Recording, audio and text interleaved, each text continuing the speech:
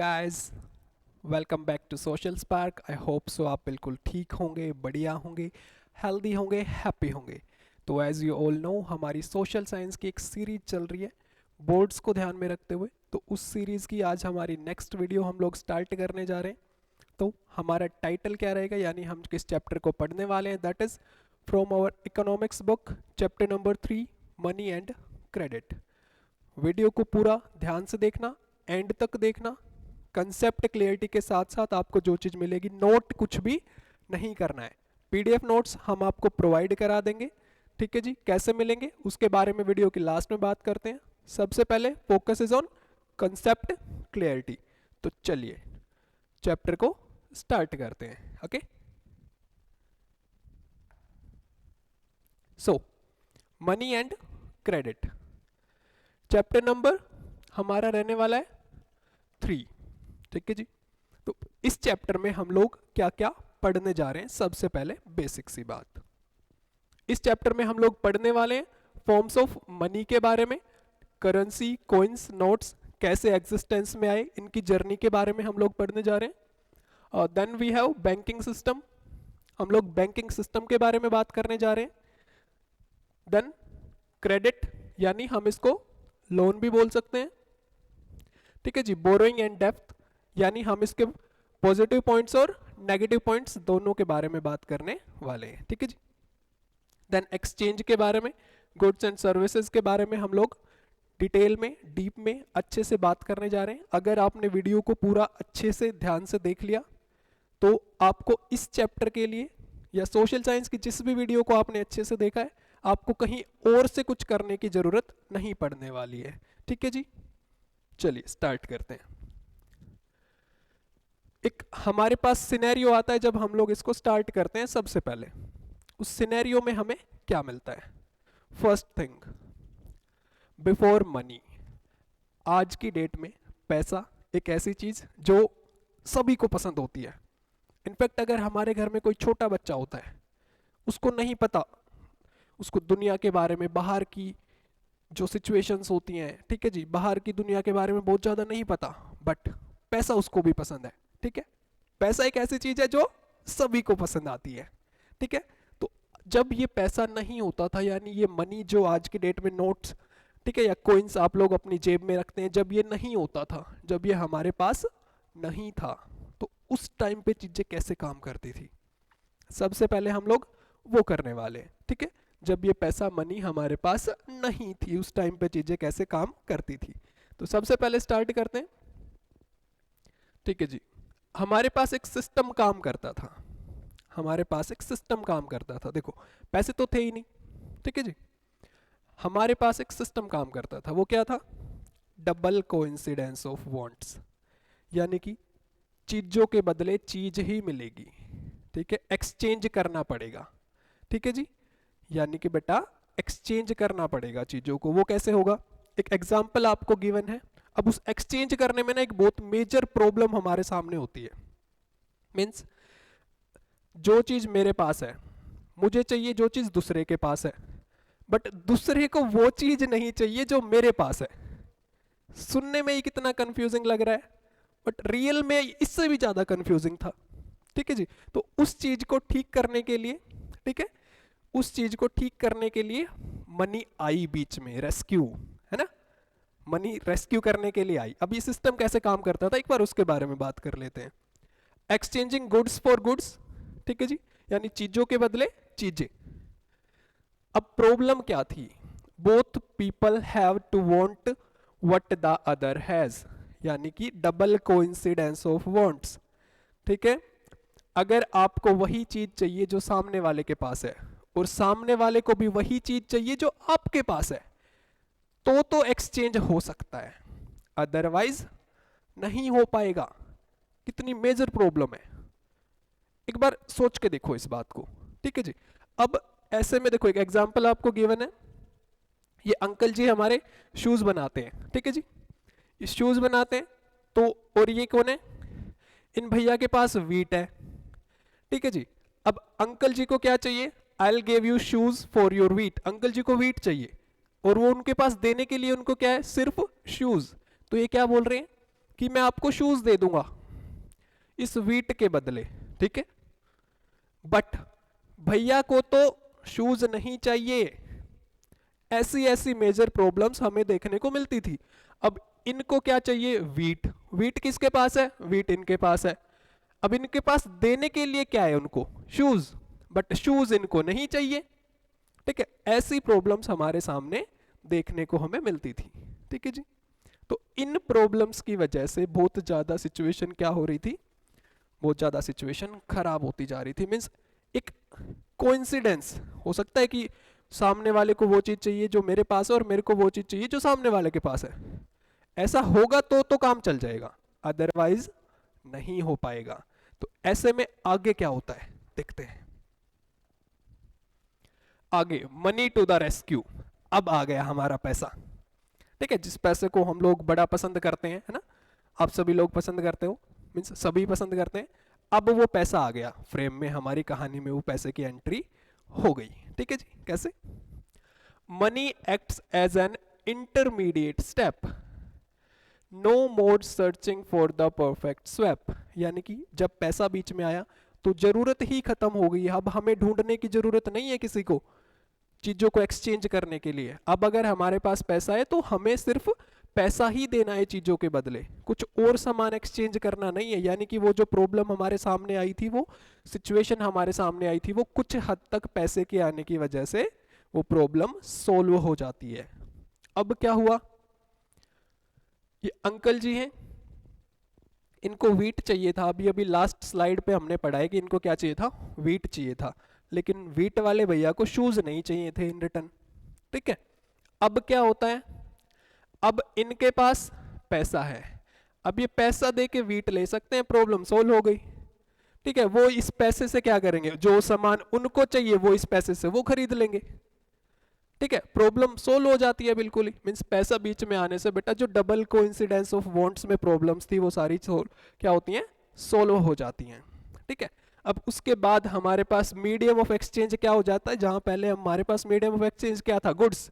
Goods के बदले goods, ठीक है। अगर किसी को मैच हो रही है सिचुएशन की, जो आपको चाहिए वो सामने वाले के पास है, जो सामने वाले को चाहिए वो आपके पास है, पहले वो चीज काम कर रही थी। अब क्या है? मनी बीच में आ जाती है ना। Money comes to the rescue. Money बीच में आ जाती है तो उसका बेनिफिट क्या मिलता है कि हमें वो ढूंढने की जरूरत नहीं है कि सामने वाले को भी वही चाहिए। अब वो प्रॉब्लम सोल्व। अब हमारे पास क्या आ गया? The medium of exchange, money, ठीक है जी। पैसा हमारे पास आने से प्रॉब्लम सोल्व हो गई थी, आज भी हो जाती है, राइट। पैसा आने से प्रॉब्लम सोल्व हो जाती है, कुछ हद तक हो जाती हैं, सारी नहीं हो सकती, ठीक है भाई। कभी सोचो पैसे से सारी प्रॉब्लम सोल्व हो जाती है? नहीं, ठीक है। जो पैसे से होने की होती हैं वही सोल्व होती हैं, ठीक है जी। नेक्स्ट, अब आगे हम लोग क्या देखेंगे? The journey of money from cattle to currency. अब मनी की जर्नी, ठीक है। पहले मनी में क्या कंसीडर किया जाता था, क्या काउंट किया जाता था, ठीक है। और उसके बाद क्या हुआ? आज की डेट में करेंसी, मॉडर्न करेंसी हमारे पास काम करती है, जिसमें हमारे पास पेपर करेंसी प्लस कॉइन्स होते हैं, ठीक है जी। इस तरीके के, ठीक है, इस तरीके के हमारे पास क्या होते हैं आज की डेट में? ऐसी करेंसी हमें देखने को मिलती है। अब स्टार्ट करते हैं अर्ली एज से, ठीक है भाई। पुराने टाइम की बात अगर बेटा हम लोग करेंगे, ठीक है, अगर हम लोग बात कर रहे हैं पुराने टाइम की, तो पुराने टाइम में किस चीज को मनी में काउंट किया जाता था, या हमारे पास क्या था लेने देने के लिए, ठीक है। वेल्थ किसको काउंट किया जाता था? जिसके पास कैटल है, ग्रेन्स हैं। अर्ली एज में ये क्या होते थे भाई? इन्हीं को वेल्थ में काउंट किया जाता था उस टाइम पे, क्योंकि पैसा तो था ही नहीं। ये जो करेंसी आप लोग देखते हैं उस टाइम पे तो ये थी ही नहीं, ठीक है जी। अब उसके बाद जर्नी में नेक्स्ट स्टेप हमें देखने को क्या मिलता है? दैट इज, इसके बाद जो अगला स्टेप हमारे पास आया, कुछ ऐसे दिखने वाले मेटल कॉइन्स, कुछ इस तरीके के दिखने वाले मेटल कॉइन्स हमारे सामने आते हैं। अब डिफरेंट टाइम पीरियड में डिफरेंट मेटल्स के कॉइन हमारे यहां चलते थे, ठीक है जी। अब कुछ कॉमन एग्जांपल दे रखे हैं, गोल्ड, सिल्वर, ठीक है। ये मेजर क्या है? इस मेटल के कॉइन्स तो होते ही थे, बट कुछ और मेटल्स भी हैं हमारे पास जिसके कॉइन्स इंडिया में डिफरेंट टाइम पीरियड पर चलन में रहे हैं। अब इससे आगे हमारे पास क्या आया, ये देखा है सभी ने, जानते हो इसको, पैसे, ये नोट्स, ये कॉइन्स। आज की डेट में जो पेपर करेंसी या हम लोग कॉइन्स की बात करें बेटा, आज की डेट में ये वाली मॉडर्न करेंसी हमारे पास काम करती है। ठीक है जी, जर्नी हम लोगों ने देखी है, एक बार फिर से बता देते हैं। पहले कैटल एंड ग्रेन्स को ही वेल्थ में काउंट किया जाता था, फिर कुछ टाइम बाद एक शिफ्ट हमें देखने को मिलता है, और वो शिफ्ट क्या होता है कि इस तरीके के कॉइन हमारे सामने आते हैं। ठीक है जी, अब गोल्ड, सिल्वर और अदर मेटल्स, ब्रोंज के भी कॉइन हमने देखे हैं, कॉपर, ये सारे इस तरीके के कॉइन्स फिर हमारे सामने आते हैं, और लास्ट में क्या होता है, मॉडर्न करेंसी हमारे सामने हमें देखने को मिलती है, जिसके अंदर हमें ऐसी पेपर करेंसी प्लस कॉइन्स देखने को मिलते हैं। ठीक है जी, अब आगे एक जनरल सा क्वेश्चन हमारे सामने आता है, वो क्या है, but why do we accept paper notes, कि हम इनको एक्सेप्ट क्यों करें। अब भाई किसी के भी मन में आ सकता है कि हम तो नहीं कर रहे एक्सेप्ट, क्यों करें भाई, हो सकता है भाई किसी के भी मन में आ सकता है, जनरल चीज है बिल्कुल। अब इसका आंसर क्या है वो देखते हैं। इसका आंसर है because it is authorised by the government of the country. Means बेटा इसको ऑथोराइज करने वाली कौन है, हमारी कंट्री की गवर्नमेंट, यानी कि government of India. In India reserve bank of India और आरबीआई। अब बेटा हमारे इंडिया के अंदर जो करेंसी होती है ना, उसको इश्यू करती है, उस एजेंसी का नाम क्या है, रिजर्व बैंक ऑफ इंडिया और आरबीआई। ठीक है जी, आरबीआई हमारे यहाँ पर क्या करती है, मनी को इशू करती है on the behalf of central government. याद रखेंगे बेटा, ये सारी बातें याद रखने की हैं कि मनी को इशू कौन करता है, आरबीआई, बट किसके बिहाफ पे, on the behalf of central government.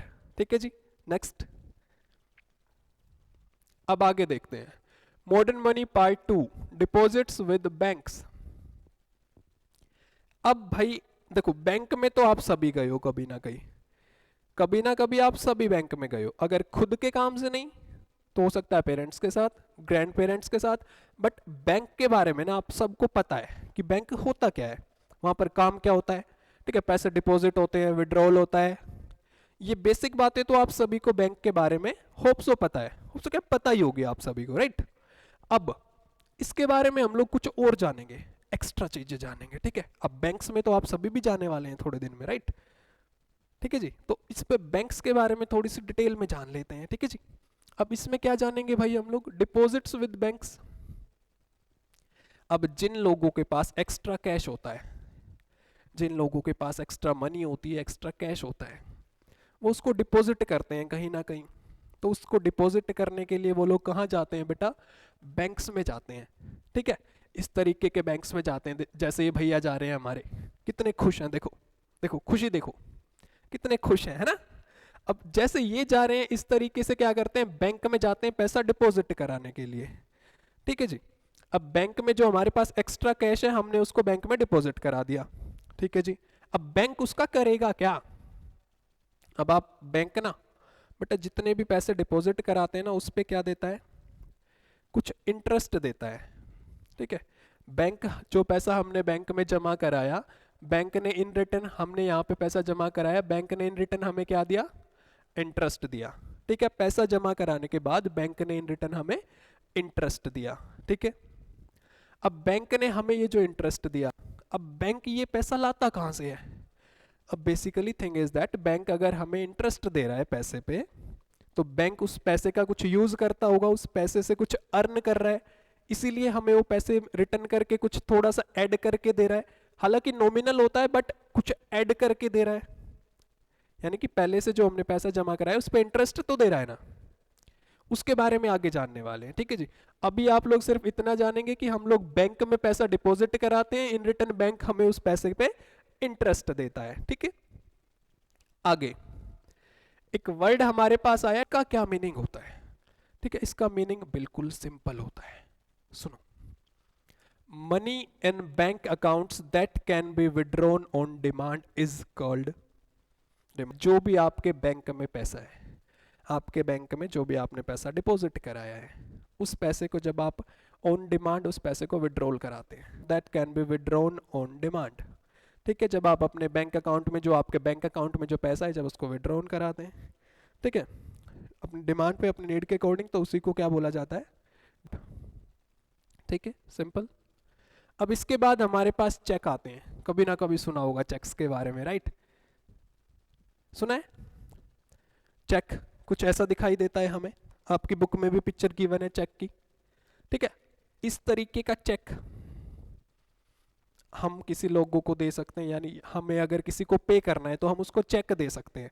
अगर हमें किसी को पे करना है तो हम उसको क्या कर सकते हैं, चेक दे सकते हैं या चेक इशू कर सकते हैं, ठीक है, उसके नाम पे।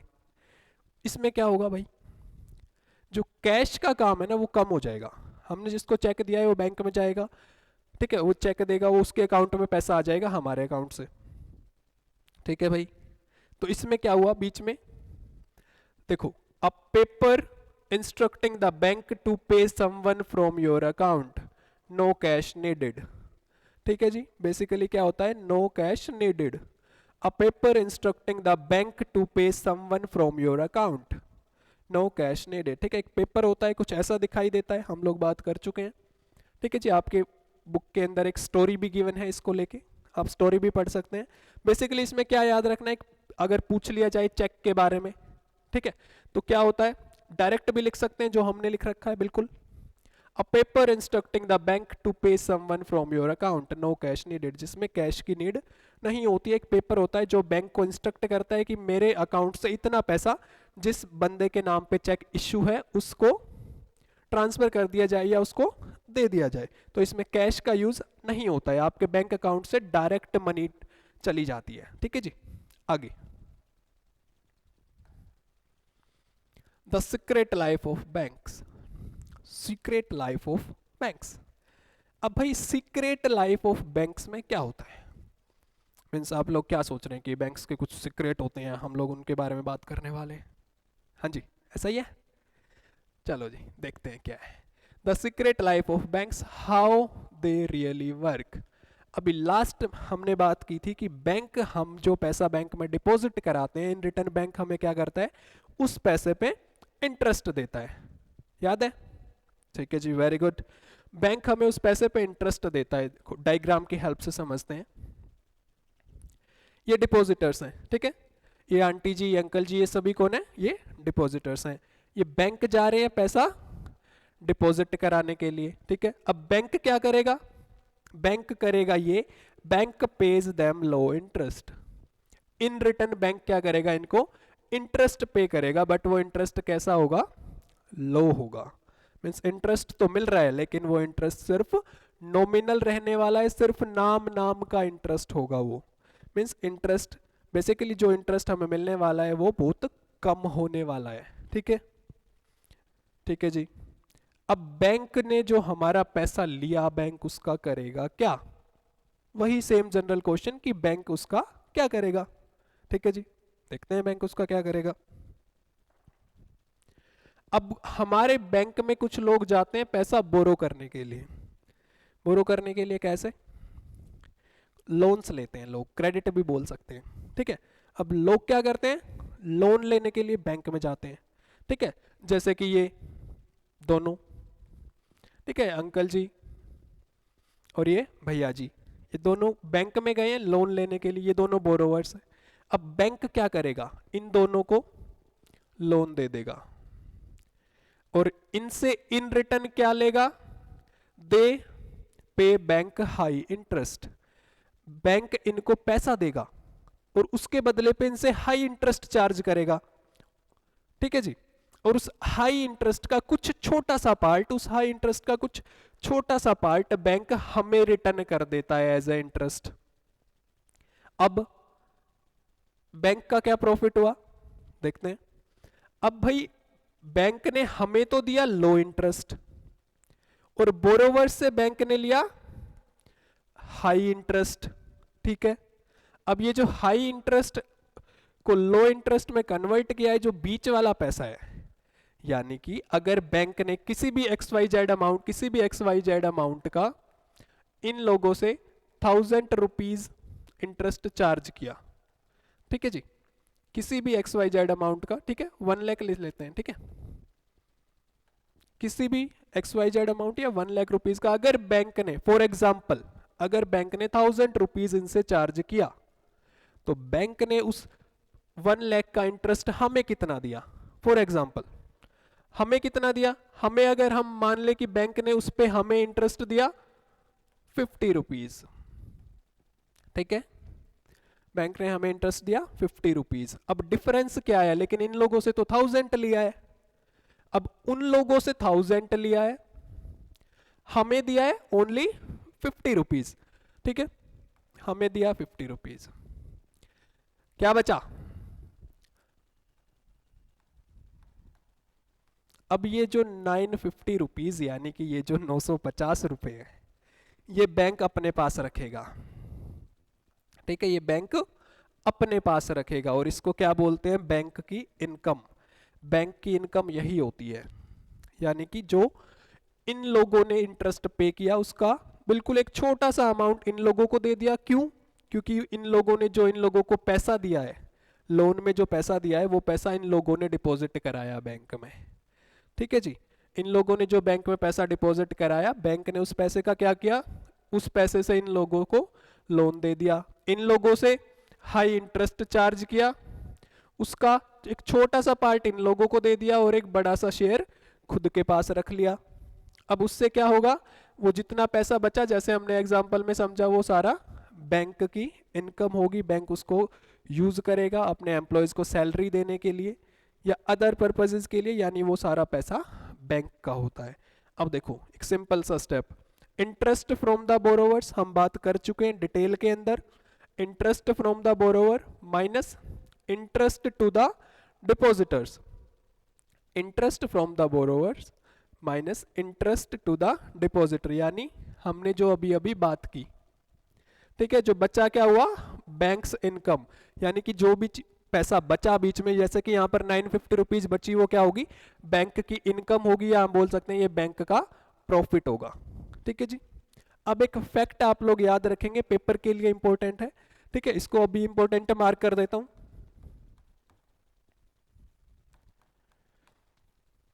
ठीक है जी, पेपर के लिए इंपॉर्टेंट है, इसको एज इट इज लर्न करना है। Banks in India only keep about 15% of deposits as cash withdrawals, the rest is loaned amount. इसका क्या मीनिंग हुआ?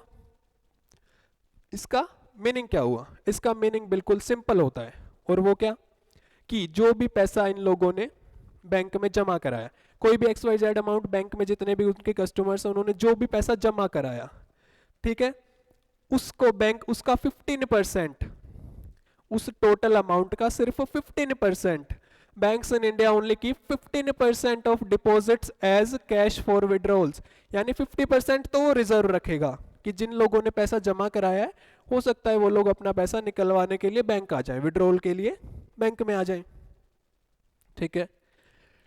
तो उसके लिए 15% जो भी बैंक के पास टोटल अमाउंट है, 15% उसका बैंक क्या करेगा? उस अमाउंट को रिजर्व करके रखेगा कि कोई लोग पैसा विड्रॉल कराने अगर हमारे पास आएंगे तो हम लोग उनको पैसा दे देंगे इस 15% में से। बाकी जितना भी पैसा बचा, बाकी जितना भी पैसा बचा, कितना बचा? 85%। बाकी जो 85% पैसा बैंक के पास बचा, बैंक उसका क्या करेगा? लोगों को उस पैसे का लोन देगा, जैसे कि यहां पर इन लोगों को दिया, ठीक है जी। बैंक क्या करेगा? उस पैसे से लोगों को लोन देगा और उस लोन पे क्या करेगा? इंटरेस्ट रेट चार्ज करेगा, और उस इंटरेस्ट रेट में से बिल्कुल थोड़ा सा, इतना सा इंटरेस्ट क्या करेगा? उन लोगों को दे देगा जिनका वो पैसा, और बाकी इंटरेस्ट को खुद अपने पास रख लेगा, ठीक है, जिसको बैंक की इनकम बोला जाता है। होप सो ये बिल्कुल आप लोगों को क्लियर हो गया होगा। तो हम लोग चलते हैं नेक्स्ट आगे। आगे हमें देखने को मिलता है क्रेडिट अ हेल्पिंग हैंड और अ पेनफुल ट्रैप। अब ये जो क्रेडिट है, ये हेल्पफुल भी हो सकता है, एक हेल्पिंग हैंड भी हो सकता है, और एक ट्रैप भी हो सकता है, जाल भी हो सकता है। कैसे जानते हैं? अब क्रेडिट अ हेल्पिंग हैंड और अ पेनफुल ट्रैप, अब इसमें क्या होगा? सबसे पहले एक सक्सेस स्टोरी देखते हैं, ठीक है, कि बैंक एक हेल्पिंग हैंड कैसे हो सकता है। ठीक है जी, बैंक एक हेल्पिंग हैंड कैसे हो सकता है, सबसे पहले वो सक्सेस स्टोरी देखते हैं हम लोग। अब ये देखो जी, अब ये एक शू मेकर है, ठीक है जी। ये अंकल जी कौन है? शू मेकर है, अब ये क्या करते हैं, ये शूज बनाते हैं। ठीक है, अब एक फेस्टिवल नजदीक आ रहा होता क्या है कि एक फेस्टिवल नजदीक आ रहा होता है। उस फेस्टिवल में क्या होता है, इनको एक बड़ा सा ऑर्डर मिलता है। ठीक है जी, इनको एक बड़ा सा ऑर्डर मिलता है शूज का। अब इनको जो ऑर्डर मिलता है तो उसके लिए ना ये पैसा किसी से लोन लेते हैं बेसिकली। ठीक है जी, किसी से वो पैसा ले लेते हैं। ठीक है जी, ले लिया। उस पैसे से क्या किया इन्होंने, उस शू बनाने के लिए जो भी रॉ मटेरियल लगा, शू बनाने के लिए जो भी रॉ मटेरियल लगा, उस पैसे से इन्होंने वो रॉ मटेरियल खरीद लिया। Okay, finish big order, raw material की हेल्प से क्या किया, वो जो इनके पास बड़ा सा ऑर्डर आया था उसको टाइमली फिनिश कर दिया। मेक गुड प्रॉफिट, अच्छा खासा इन्होंने प्रॉफिट अर्न किया उससे। ठीक है जी, रीपे लोन, जो इनको प्रॉफिट हुआ था उस पैसे से इन्होंने उस लोन को रीपे कर दिया, यानी वापस से पे कर दिया। ठीक है, अब इसमें क्या हुआ, देखो बिल्कुल सब कुछ अच्छा अच्छा हो रहा है। सबसे पहला अच्छा क्या हुआ, एक बड़ा सा ऑर्डर मिल गया। सेकंड थिंग अच्छी क्या हुई कि उस ऑर्डर के साथ साथ रॉ मटेरियल खरीदने के लिए लोन भी मिल गया, पैसा भी मिल गया। उसके बाद क्या हुआ, रॉ मटेरियल खरीद लिया, ऑर्डर को टाइमली फिनिश कर दिया। ठीक है जी, very good. Make a good profit, एक अच्छा खासा प्रॉफिट इनको होता है, अच्छी बात है। उसके बाद क्या हुआ, लोन को रीपे कर दिया, सब कुछ हैप्पी हैप्पी, राइट, एक हैप्पी एंडिंग हो रही है। ठीक है जी, अ वाइटल और पॉजिटिव रोल, ये बताता है भाई ये कि अच्छा कैसे हो सकता है। अब चलेंगे other side of the coin, यानी कि जरूरी नहीं है कि हर बार अच्छा ही होगा, हो सकता है कई बार हमें उसके नेगेटिव कॉन्सिक्वेंसेस भी झेलने पड़ जाएं, जिसके बारे में हम लोग अभी पढ़ने वाले हैं। ठीक है जी, आगे चलते हैं जी। द बैड स्वप्नाज प्रॉब्लम, अब आपकी बुक में एक स्टोरी गिवन है छोटे से बॉक्स के अंदर। ठीक है जी, उसमें क्या दे रखा है, अब स्वप्ना को बेटा क्या चाहिए, लोन चाहिए, सीड्स खरीदने हैं। ठीक है, लोन तो उनको भी चाहिए था, उनको भी मिल गया था। अब स्वप्ना को लोन चाहिए। ठीक है जी, स्वप्ना को भी लोन मिल गया, दोनों को मिल गया। ठीक है, अब बट उन्होंने ऑर्डर टाइम पे फिनिश किया था, बट स्वप्ना के साथ एक छोटी सी प्रॉब्लम हो जाती है। क्या, पेस्ट की वजह से क्रॉप फेल हो जाती है, पेस्ट की वजह से क्रॉप फेल हो जाती है। अब क्या हुआ भाई, पेस्ट की वजह से क्रॉप फेल हो गई, जिसकी वजह से स्वप्ना पे नहीं कर पाई लोन को। लोन को पे नहीं कर पाई तो क्या हुआ भाई, डेप्ट जो उसने उधार लिया था या लोन पे ब्याज पे इंटरेस्ट पे पैसा लिया था, वो क्या हुआ, ग्रो होता चला गया, यानी कि वो ऐड होता चला गया, जिसकी वजह से पैसा इतना हो गया कि उसके लिए वो रीपे करना इम्पॉसिबल हो गया। अब लास्ट में क्या हुआ, उसने वो पैसा पे करने के लिए क्या किया, अपनी जमीन के एक छोटे से पार्ट को सेल करना पड़ा उसको, अपनी जमीन के एक टुकड़े को सेल करना पड़ा। ठीक है जी, द डेप्ट ट्रैप, अब इसको हम बोल सकते हैं द डेप्ट ट्रैप, क्योंकि देखो हमने दोनों साइड देखे हैं कि वो अच्छा अच्छा भी हो सकता है ना, अच्छा अच्छा भी हो सकता है, पॉजिटिव पॉजिटिव भी हो सकता है अगर हम लोग लोन लेंगे तो। बट हमें ये बात नहीं भूलनी है कि हर बार पॉजिटिव नहीं, कई बार हो सकता है कि इस तरीके की सिचुएशन भी हमारे सामने हो सकती है, नेगेटिव भी हो सकता है हमारे साथ, जरूरी नहीं है हर बार पॉजिटिव ही होगा। तो इस बात को लेके क्या मेंशन कर रखा है, credit isn't always good, it depends on the risk in the situation, situation के अकॉर्डिंग वो कभी कभार बहुत ज्यादा रिस्की हो सकता है, जैसे कि स्वप्ना के केस में हुआ।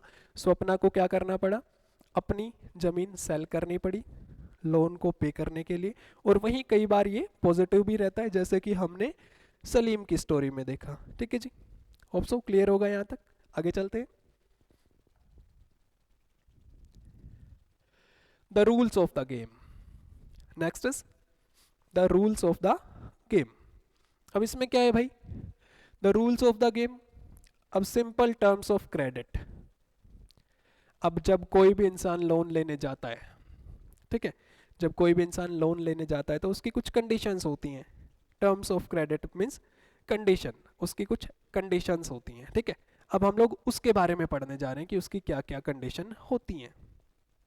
ठीक है जी, टर्म्स ऑफ क्रेडिट, इसको आप बोल सकते हैं कंडीशंस ऑफ क्रेडिट भी बोल सकते हैं या कंडीशन ऑफ लोन भी बोल सकते हैं, आपको लर्न करने में थोड़ी सी आसानी रहेगी। अब इसमें देखो कुछ चीज़ें होती हैं जिसके बिना लोन पॉसिबल नहीं है, वो क्या क्या होता है। सबसे पहले ये 4 चीज़ें देख लो भाई, 1 2 3 4। अगर आप ये 4 चीज़ें टिक कर पा रहे हैं, अगर ये 4 चीज़ें आपने टिक कर दी तो आपको क्रेडिट मिल जाएगा, आपको लोन मिल जाएगा। बट अगर आपने ये चीज़ें टिक नहीं की तो आपको लोन नहीं मिलेगा। ये कंडीशंस होती हैं। ऑल्दो इनफॉर्मल सेक्टर में सिचुएशन चीज़ें डिफरेंट होती है, बट अगर हम बात करें फॉर्मल सेक्टर के बारे में, तो फॉर्मल सेक्टर में बेटा जब तक आप इन कंडीशंस को टिक नहीं करेंगे कोई स्कोप नहीं है आपको लोन मिलेगा। हालांकि इनफॉर्मल सेक्टर में मिल जाता है, ठीक है, बट फॉर्मल सेक्टर की बात हम लोग कर रहे हैं। सबसे पहली बात, interest rate, the cost of borrowing. एक इंटरेस्ट रेट फिक्स करना पड़ता है, बोरोवर को उस पर एग्री करना पड़ता है, ठीक है। जो भी पैसा बोरो करेगा उसको एग्री करना पड़ेगा कि मैं इतना इंटरेस्ट रेट पे करने के लिए रेडी हूं, ठीक है जी, the cost of the borrowing. Next क्या है हमारे पास, कोलेट्रल। कोलेट्रल क्या होती है पता है किसी को? हम बता देंगे, कोई बात नहीं, होप्सो पता होगी बट स्टिल एक बार रिपीट कर देते हैं। कोलेट्रल सिक्योरिटी और गारंटी, यानी जब आप लोग लोन लेने जा रहे हैं बैंक के पास लोन लेने गए, तो बैंक आपको बोलता है कि अगर आपने हमारा पैसा पे नहीं किया, आपने खुद के अपने लोन को रीपे नहीं किया, तो आप हमें कोई ऐसी चीज़ दो जो हमारे पास as a surety, as a guarantee हमारे पास रहेगी कि अगर इनकेस आप किसी भी रीज़न की वजह से फेल हो जाते हैं अपना लोन पे करने में, तो हम आपकी चीज़ हमारे पास as a guarantee, as a security रहेगी कि हम कल को उसको सेल करके अपना पैसा वसूल कर सकते हैं या अपना पैसा वापस पा सकते हैं। तो इसको क्या बोलते हैं बेटा?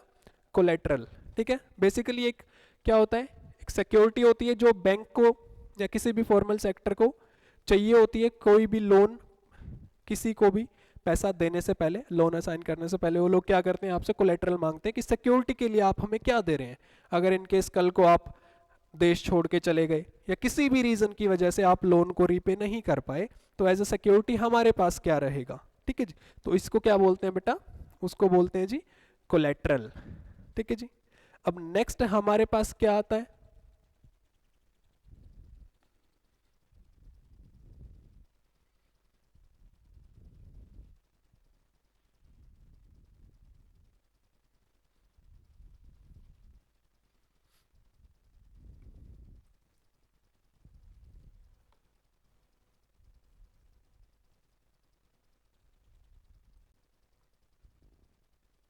चलिए जी, नेक्स्ट हमारे पास क्या है? डॉक्यूमेंटेशन रिक्वायर्ड, यानी जब आप लोन लेने जाते हैं तो उसमें कुछ डॉक्यूमेंटेशन का काम होता है, ठीक है। जो भी पर्सन लोन लेता है किसी भी फॉर्मल सेक्टर से, उसमें डॉक्यूमेंटेशन की रिक्वायरमेंट होती है। यानी कि उसमें डॉक्यूमेंटेशन में क्या क्या ऐड होता है? कोलेट्रल के डॉक्यूमेंट्स ऐड हो सकते हैं, यानी अगर किसी के पास कोई प्रॉपर्टी है, अगर किसी के पास कोई प्रॉपर्टी है तो उस प्रॉपर्टी के डॉक्यूमेंट्स उसमें हो सकते हैं। प्लस आपकी आईडी और भी बहुत सारे डॉक्यूमेंटेशन होती है जब कोई लोन लेने जाता है, तो डॉक्यूमेंट्स उसमें रिक्वायर्ड होते हैं। और लास्ट हमारे पास क्या है? मोड ऑफ रीपेमेंट, यानी आप जो पैसा ले रहे हैं, आप जो लोन ले रहे हैं, आप उसको रीपे कैसे करेंगे, ठीक है जी। उसको रीपे कैसे करेंगे ये भी पूछा जाता है आपसे। एडवांस में ही, पैसा देने से पहले ही आपसे पूछ लिया जाता है। अब इसमें क्या क्या आता है? हाउ व्हेन यू पे इट बैक, यानी कि कैसे और कब आप इस लोन को पे करने वाले हैं, यानी कि कितना टर्म है कि इतने टाइम के अंदर आप इस पैसे को रीपे कर देंगे। और कैसे means how and when you पे इट बैक, ठीक है जी। ये अगर चारों चीजें आप टिक कर रहे हैं, क्या क्या है एक बार रिपीट कर देते हैं। Interest rate, the cost of borrowing, collateral security guarantee जो आप बैंक को दे रहे हो पैसे के बदले, डॉक्यूमेंटेशन, डॉक्यूमेंटेशन आपको कंप्लीट करनी पड़ेगी। देन मोड ऑफ रीपेमेंट, आपको बताना पड़ेगा कि आप किस तरीके से, कब और कैसे पैसा रिटर्न करने वाले हैं, ठीक है जी। नेक्स्ट, अब ये कोलेट्रल को थोड़ा सा डिटेल में देखते हैं जी, ठीक है जी। कोलेट्रल हमने बात की है जनरल, बट थोड़ा सा पढ़ते हैं इसके बारे में क्या होता है। What is collateral? An asset the borrower owns, यानी कि जो इंसान लोन लेने के लिए जा रहा है उसकी कोई प्रॉपर्टी, या कोई भी एसेट जो जिस पर उसका मालिकाना हक होता है, ठीक है जी। An asset the borrower owns like the land, उसके अंदर क्या क्या हो सकता है, लैंड हो सकती है, जमीन हो सकती है, अ हाउस घर हो सकता है, यानी जो भी पर्सन लोन लेने जा रहा है उसका घर हो सकता है, जमीन हो सकती है, व्हीकल, ठीक है, कोई गाड़ी, उस पर भी उसको लोन मिल सकता है, ठीक है जी। देन लाइव स्टॉक, ठीक है जी। अगर इनमें से कोई भी चीज को आप एज अ कोलेटरल यूज कर सकते हैं जब आप लोग लोन लेने के लिए जाते हैं। Used as a guarantee to the lender, यानी कि जो पर्सन आपको पैसा दे रहा है वो एज अ गारंटी उसको अपने पास रख लेता है या उसके पेपर्स को अपने पास रख लेता है। Then if the borrower fails to repay the lender can sell the collateral to get their money back. हम बात कर चुके हैं कि अगर किसी भी रीजन की वजह से जो बोरोवर होता है वो रीपे नहीं कर पाता है तो लेंडर क्या करता है, उसकी उस प्रॉपर्टी को सेल कर देता है अपना पैसा रिटेन करने के लिए, यानी अपना पैसा वसूलने के लिए। Collateral to get their money back, अपना पैसा वापस पाने के लिए, ठीक है जी। आगे चलते हैं। Where to get loan, where to get loan. अब इसमें हमारे पास क्या है भाई, where to get loan, formal sector जिसके बारे में हमने अभी अभी पढ़ा है कि फॉर्मल सेक्टर में लोन के लिए क्या क्या कंडीशंस होती है, क्या क्या टर्म्स होती हैं। And then second informal sector. अब ये दोनों डिफरेंट होते हैं, इनका डिफरेंस हम लोग समझने जा रहे हैं, ठीक है जी। इनका डिफरेंस क्या होता है भाई, फॉर्मल सेक्टर, सबसे पहले फॉर्मल सेक्टर के बारे में बात करेंगे। मेन चीज supervised by RBI, oh sorry supervised by RBI. अब इसमें भाई क्या है, यानी इसका सुपरविजन करने के लिए एक एजेंसी बैठी हुई है जिसको हम लोग आरबीआई के नाम से जानते हैं, ठीक है जी। Formal sector supervised by RBI, जिसको बोलते हैं रिजर्व बैंक ऑफ इंडिया। अब आगे देखते हैं जी, इसके अंडर क्या क्या आता है, बैंक्स, ठीक है जी, कोऑपरेटिव्स, जितने भी बैंक्स हैं कोऑपरेटिव्स हैं वो फॉर्मल सेक्टर के अंडर आते हैं और इनका सुपरविजन कौन करता है, RBI, reserve bank of India, याद रखेंगे। देन इसकी कुछ क्वालिटीज हम लोग पढ़ लेते हैं, इसकी मेन क्वालिटीज पढ़ लेते हैं। एंड प्लीज कंफ्यूज नहीं होना है कि क्रॉस लगा रखा है तो ये इसमें नहीं आता है। क्रॉस उस फीचर के आगे हमने लगा रखा है जिस फीचर में ये चीज लोगों के हक में नहीं है, लोगों के वेलफेयर में नहीं जाती, या जिसमें लोग सफर करते हैं उस पे हमने क्रॉस लगा रखा था। और तीनों फीचर्स बेटा ये किस में आते हैं, फॉर्मल सेक्टर के ही होते हैं, ठीक है, तो कंफ्यूज नहीं होना है। First one, lower interest rates. पहला क्या है जी, लोअर इंटरेस्ट रेट। जब हम फॉर्मल सेक्टर से कोई लोन लेता है तो जो इंटरेस्ट रेट होता है उसका लो होता है कंपैरेटिवली किसके, इनफॉर्मल सेक्टर के। यानी कि जो इनफॉर्मल सेक्टर से लोन लेता है उसका क्या होता है जी, वेरी हाई इंटरेस्ट रेट। जो इनफॉर्मल सेक्टर से लोन लेता है उसका जो इंटरेस्ट रेट वो पे करता है वो बहुत ज़्यादा हाई होता है। सेकंड, सेकंड हमें क्या मिला है भाई, सेकंड हमारे पास आता है फॉलोज रूल्स। जो फॉर्मल सेक्टर होते हैं वो सभी रूल्स को फॉलो करते हैं, जो फॉर्मल सेक्टर होते हैं वो सभी रूल्स को फॉलो करते हैं। यानी कि जो हमने पीछे अभी एक 4 चीजों की लिस्ट पड़ी है जिसमें हमने कोलेटरल को देखा है, डॉक्यूमेंटेशन को देखा है, रेट ऑफ इंटरेस्ट को देखा है, मोड ऑफ रीपेमेंट को देखा है। तो क्या होता है भाई, ये रूल्स को फॉलो करते हैं, इनका जो इंटरेस्ट रेट होता है वो कम होता है, रूल्स को फॉलो करते हैं, यानी कि वो सारी चीजों को टिक करोगे तो ही लोन मिलेगा, अदरवाइज नहीं मिलेगा। Then usually requires collateral and documents. अब इसमें भाई क्या है, हम बात कर चुके हैं कि इसमें कोलेटरल और डॉक्यूमेंट्स की रिक्वायरमेंट होती है। अगर आप उसको फुलफिल नहीं कर रहे हैं तो बैंक क्या बोलता है, वी आर सॉरी, हम नहीं दे सकते लोन आपको। अगर आप इन सारी चीज़ों को टिक करते हैं जो हमने अभी लास्ट स्लाइड में पढ़ी है तो क्या होता है, आपको collateral, documentation, rate of interest और मोड ऑफ रीपेमेंट अगर आप लोग सारी चीज़ें टिक करते हैं तो आपको फॉर्मल सेक्टर से लोन मिल जाता है। बट अगर हम लोग बात करें इनफॉर्मल सेक्टर के बारे में, वहां पर कहानी अपोजिट है, वहां पर चीजें अलग हैं।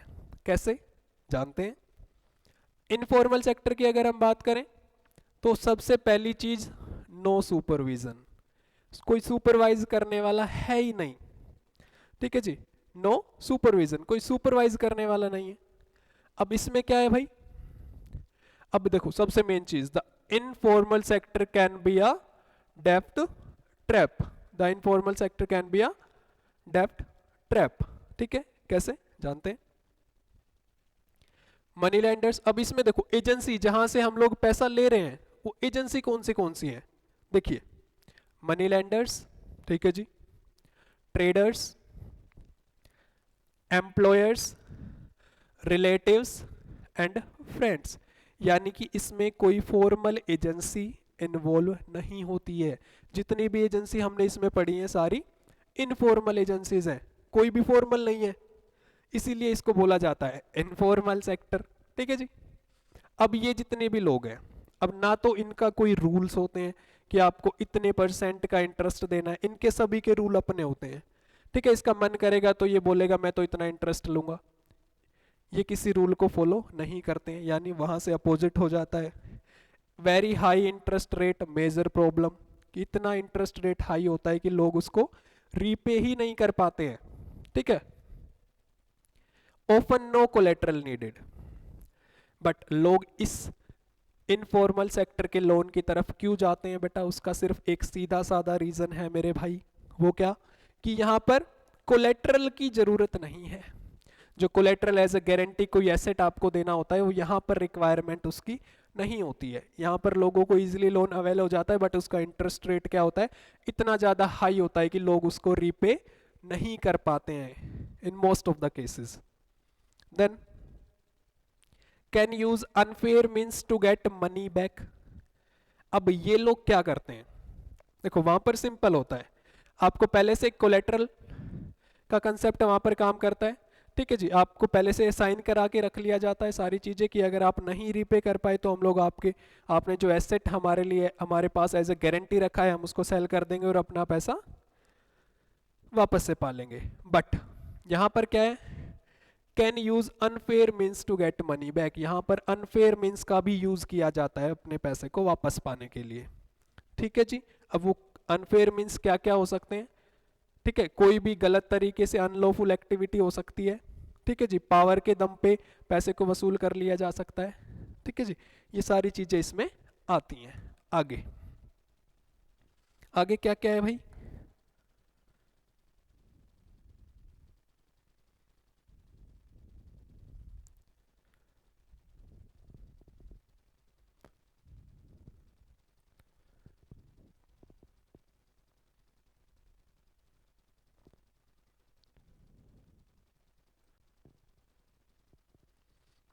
अब आगे क्या है भाई, नेक्स्ट चलते हैं।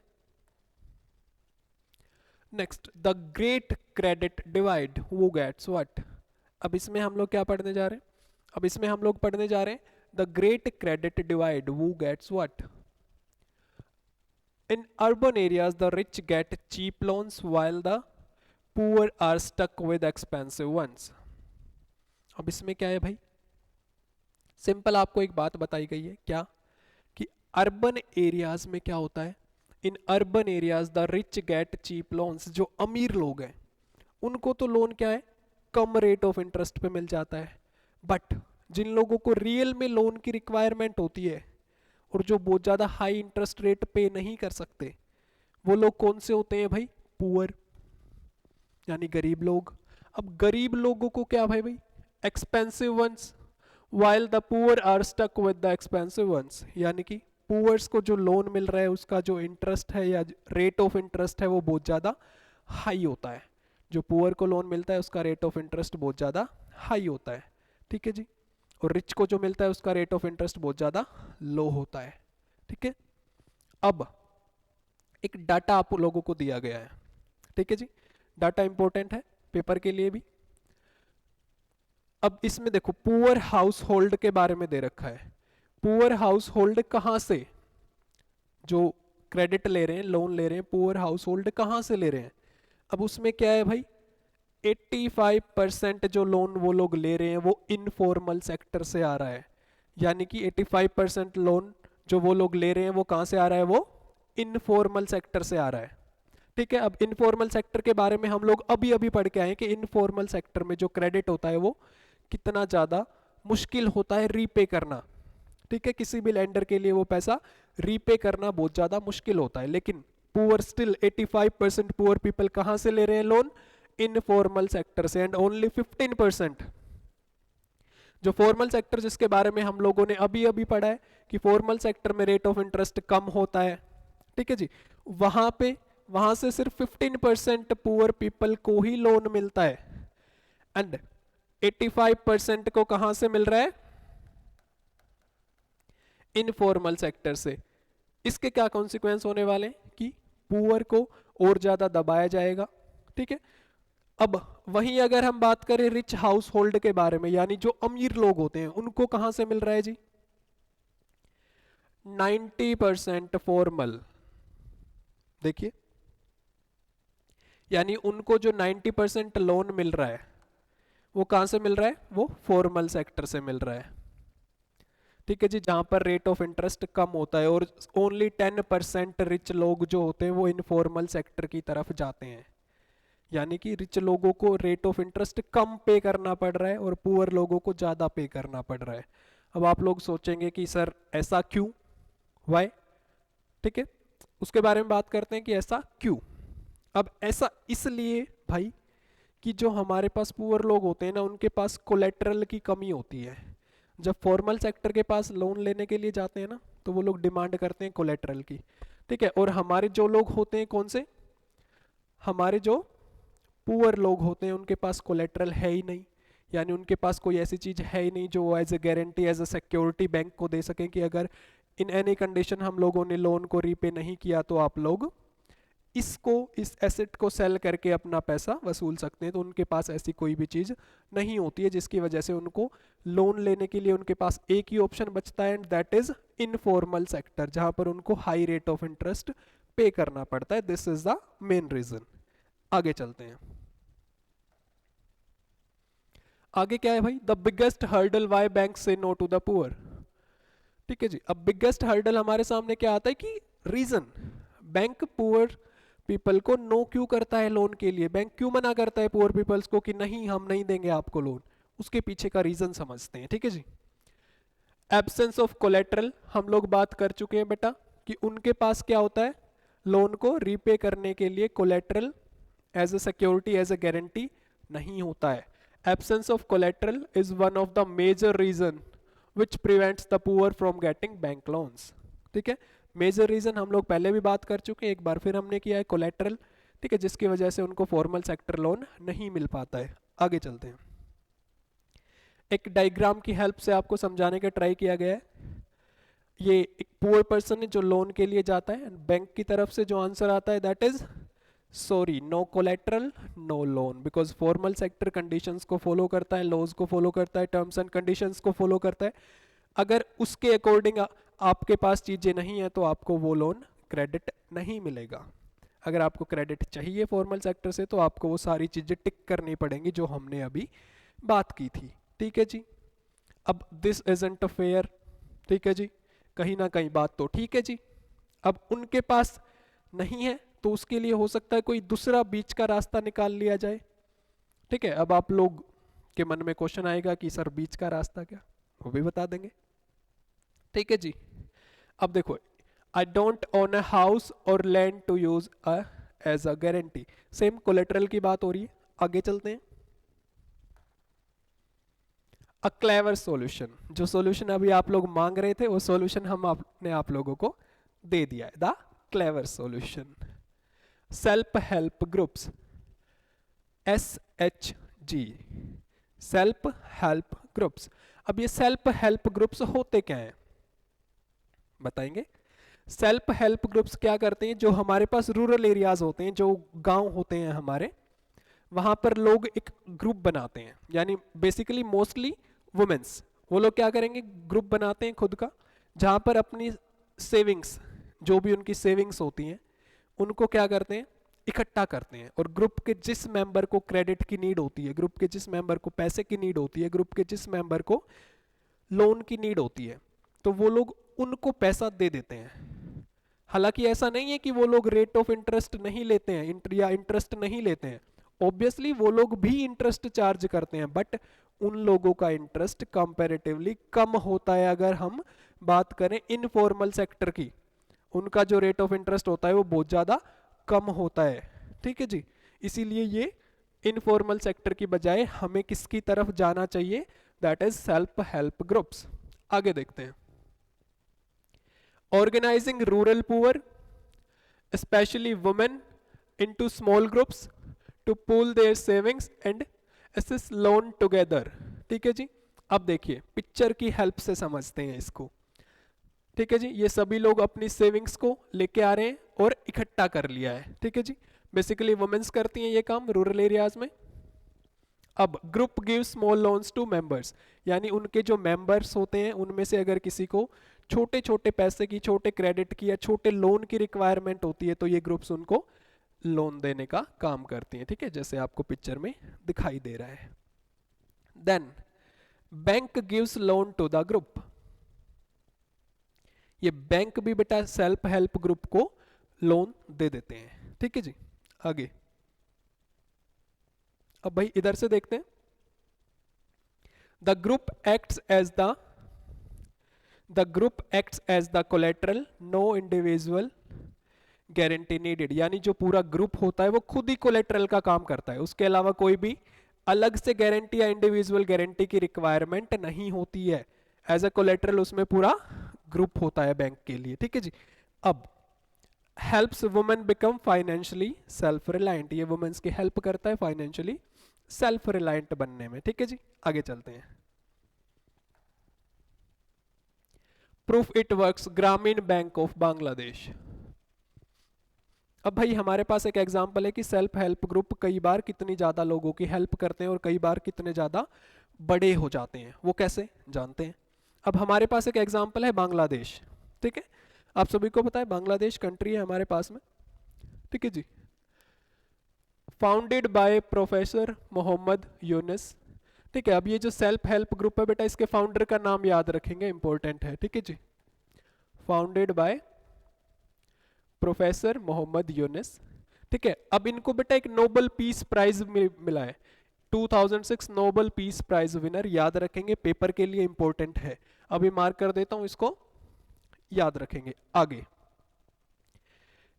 Over 9 million members in 2018। ठीक है, 9 million members, over 9 million members, mostly poor women. ठीक है जी, इसका पार्ट है mostly poor womens, proves that the poor are reliable borrowers. ठीक है जी, ये प्रूव करता है इस बात को। अब एक छोटा सा आपको कोटेशन दे रखी है, कोट दे रखा है, प्रोफेसर मोहम्मद यूनुस का दिया हुआ है। क्या दे रखा है, if credit can be made available to the poor people, these millions of small people can add up to create the biggest development wonder। ठीक है जी, इसको पढ़ सकते हैं एक बार। नेक्स्ट चैप्टर हमारा कंप्लीट होता है जी। अब हमने चैप्टर के लास्ट में एक जो चीज ऐड की है वो पूरे चैप्टर का, हमारे चैप्टर के पूरे चैप्टर को कहीं ना कहीं कवर करता है। जैसे कि मनी एंड क्रेडिट हमारे चैप्टर का नाम है। हमने सबसे पहले इसमें क्या पढ़ा, बार्टर सिस्टम को लेके जो प्रॉब्लम हमारे सामने आ रही थी, यानी डबल कोइंसिडेंस ऑफ बॉन्ड्स की प्रॉब्लम को हमने पढ़ा और साथ साथ उसको सोल्व भी किया। Solved by money as a medium of exchange, जब money as a medium of exchange हमारे सामने आता है तो हमारी ये प्रॉब्लम क्या होती है, सोल्व हो जाती है।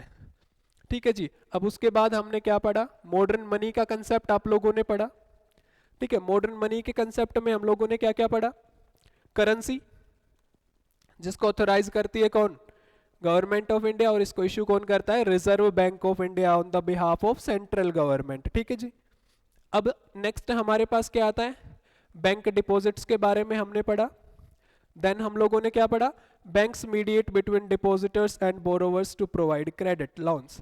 ठीक है, डिपॉजिटर और बोरोवर्स के बीच में बैंक क्या करता है, मीडिएटर का काम करता है। फिर हमने क्या पढ़ा, क्रेडिट कई बार अच्छा भी हो सकता है और क्रेडिट कई बार बहुत ज़्यादा बुरा भी हो सकता है। ठीक है जी, आगे जी, आगे हमने एक और प्रॉब्लम को सोल्व किया with the help of self help groups, यानी कि इनफॉर्मल सेक्टर का जो क्रेडिट है उसमें जो लोगों को प्रॉब्लम फेस करनी पड़ती है उसको सोल्व किया हमने किसकी हेल्प से, सेल्फ हेल्प ग्रुप्स की हेल्प से। ठीक है जी, बिकॉज पुअर पीपल्स के पास कोलेटरल नहीं होता था तो उसके लिए हम लोगों ने क्या किया है, सेल्फ हेल्प ग्रुप को लेके आए हैं, ठीक है, उस प्रॉब्लम को सोल्व करने के लिए। आगे भाई क्रेडिट सोर्सेज की हमने बात की, फॉर्मल सेक्टर, इनफॉर्मल सेक्टर। हम लोगों ने देखा इनफॉर्मल सेक्टर काफ़ी एक्सपेंसिव होता है, लोगों को बहुत ज़्यादा चीज़ें झेलनी पड़ती हैं, रीपे करना काफ़ी मुश्किल हो जाता है, rate of interest very high होता है। देन हमने बात की फॉर्मल सेक्टर के बारे में, ये क्या होता है, cheap but needs collateral. Formal sector में क्या होता है भाई, सस्ता होता है बट इसकी एक चीज़ क्या है जो सब लोग फुलफिल नहीं कर पाते, दैट इज कोलेट्रल। ठीक है जी, तो बेटा चैप्टर आप लोगों का यहाँ पर होता है ओवर। होप सो आप सभी को चैप्टर बिल्कुल अच्छे से समझ आ गया होगा। अगर आपको इस चैप्टर से कंसेप्ट क्लियरिटी मिली है, हेल्प मिली है, तो आप लोग हमारे चैनल को लाइक शेयर एंड सब्सक्राइब कर सकते हैं। ठीक है जी, ऐसी वीडियोस देखने के लिए बेल आइकन को प्रेस कर देना। मिलते रहेंगे नेक्स्ट वीडियो में, सीरीज हमारी चालू रहेगी बोर्ड्स के लिए। हमारा पूरा जो सीरीज के अंदर जितने भी चैप्टर्स हम लोग कवर कर रहे हैं, मोस्ट इंपॉर्टेंट पॉइंट्स हम लोगों ने उठाए हैं। ठीक है जी, स्टे ट्यून, मिलते हैं नेक्स्ट वीडियो में। जब तक stay happy, stay blessed, God bless you all, take care, bye bye.